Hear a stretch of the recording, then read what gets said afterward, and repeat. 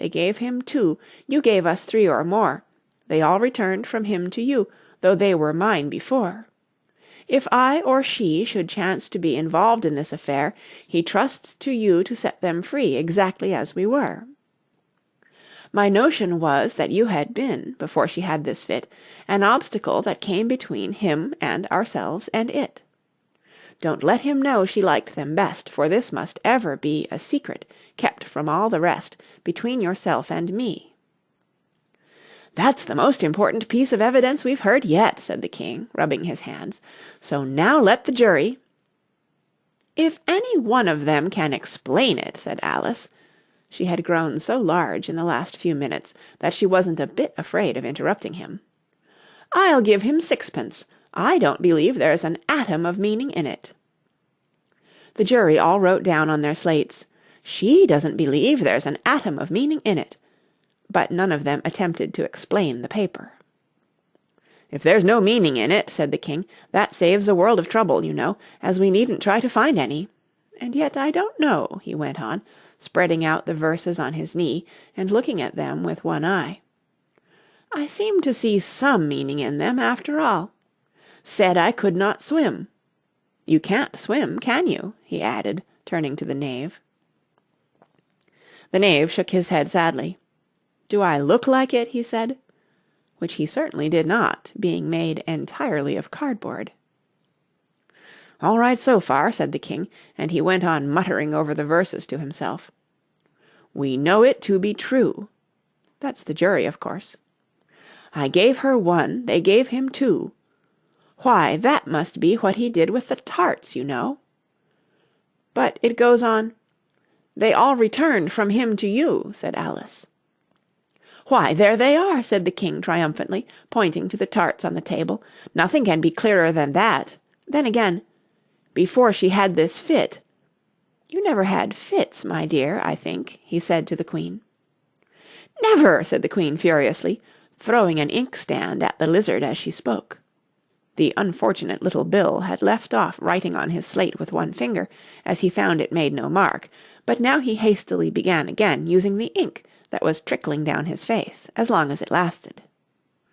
"Then the words don't fit you," said the king, looking round the court with a smile. There was a dead silence. "It's a pun," the king added in an offended tone, and everybody laughed. "Let the jury consider their verdict," the king said, for about the 20th time that day. "No, no," said the queen, "sentence first, verdict afterwards." "Stuff and nonsense," said Alice loudly. "The idea of having the sentence first." "Hold your tongue," said the queen, turning purple. "I won't," said Alice. "Off with her head," the queen shouted at the top of her voice. Nobody moved. "Who cares for you?" said Alice. She had grown to her full size by this time. "You're nothing but a pack of cards." At this the whole pack rose up into the air and came flying down upon her. She gave a little scream, half of fright and half of anger, and tried to beat them off, and found herself lying on the bank with her head in the lap of her sister, who was gently brushing away some dead leaves that had fluttered down from the trees upon her face. "Wake up, Alice dear," said her sister. "Why, what a long sleep you've had." "Oh, I've had such a curious dream," said Alice, and she told her sister, as well as she could remember them, all these strange adventures of hers that you have just been reading about, and when she had finished, her sister kissed her and said, "It was a curious dream, dear, certainly, but now run in to your tea. It's getting late." So Alice got up and ran off, thinking while she ran, as well she might, what a wonderful dream it had been. But her sister sat still just as she left her, leaning her head on her hand, watching the setting sun and thinking of little Alice and all her wonderful adventures, till she too began dreaming after a fashion, and this was her dream. First she dreamed of little Alice herself, and once again the tiny hands were clasped upon her knee, and the bright eager eyes were looking up into hers. She could hear the very tones of her voice, and see that queer little toss of her head to keep back the wandering hair that would always get into her eyes, And still as she listened, or seemed to listen, the whole place around her became alive with the strange creatures of her little sister's dream. The long grass rustled at her feet as the White Rabbit hurried by. The frightened Mouse splashed his way through the neighbouring pool. She could hear the rattle of the teacups as the March Hare and his friends shared their never-ending meal, and the shrill voice of the Queen ordering off her unfortunate guests to execution. Once more the pig baby was sneezing on the Duchess's knee, while plates and dishes crashed around it. Once more the shriek of the Gryphon, the squeaking of the Lizard's slate pencil, and the choking of the suppressed guinea pigs filled the air, mixed up with the distant sobs of the miserable Mock Turtle.